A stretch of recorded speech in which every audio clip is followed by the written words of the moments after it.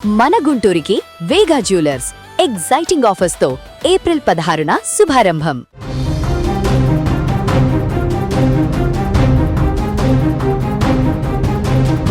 అంతర్జాతీయ దౌత్య రంగంలో తనకంటూ ఒక గుర్తింపు తెచ్చుకోవాలని ఆశపడిన పాకిస్తాన్ చివరకు ప్రపంచ దేశాల ముందు ఒక పెద్ద జోకర్లా మిగిలిపోయింది.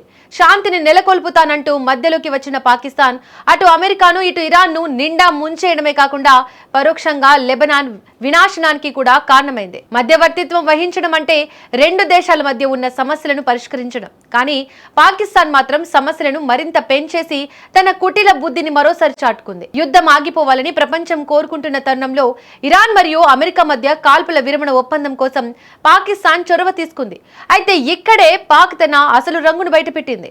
అమెరికా విధించిన షరతులను ఒకలా, ఇరాన్ కోరిన డిమాండ్లను మరొకలా మార్చివేసి ఇద్దరిని తప్పుదోవ పట్టించింది.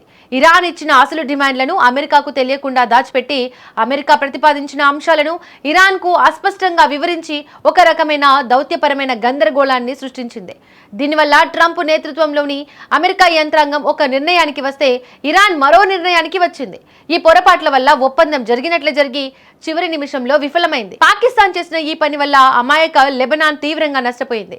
ఒప్పందంలో లెబనాన్ అంశమే లేదని అమెరికా చెబుతుంటే అసలు ఒప్పందమే లెబనాన్ కోసమని ఇరాన్ నమ్మింది. ఈ గ్యాప్ ను ఉపయోగించుకొని ఇజ్రాయెల్ లెబనాన్ పై దాడులను ఉధృతం చేసింది. అంటే పాకిస్తాన్ ఆడిన ఈ కపట నాటకం వల్ల లెబనాన్ నేడు అగ్నిగుండంగా మారింది. తనను తాను ఒక గొప్ప నాయకుడిగా ప్రొజెక్ట్ చేసుకోవాలని చూసిన పాక్ ప్రధాని షెహబాజ్ షరీఫ్ చివరకు అంతర్జాతీయ స్థాయిలో చిత్కారాలను ఎదుర్కొన్నాడు. పాక్ వైఖరిపై అటు వైట్ హౌస్ ఇటు ఇరాన్ ప్రతినిధులు తీవ్ర ఆగ్రహం వ్యక్తం చేస్తున్నారు. ఒక దేశానికి ఒక రకమైన పత్రాన్ని, మరో దేశానికి మరో రకమైన ముసాయిదాను ఇచ్చి పాకిస్తాన్ ఆడిన చెలగాటం ఇప్పుడు ప్రపంచవ్యాప్తంగా చర్చనీయాంశమైంది. దౌత్య నీతిని గాలి కొదిలేసి కేవలం తన ఉనికి కోసం పాకిస్తాన్ చేసిన ఈ ప్రయత్నం వికటించి ముగ్గురు ప్రధాన భాగస్వాములను నట్టేట ముంచేసింది. ఇప్పుడు పాకిస్తాన్ను నమ్మడం అంటే ఆత్మహత్యనని ప్రపంచ దేశాలు భావిస్తున్నాయి.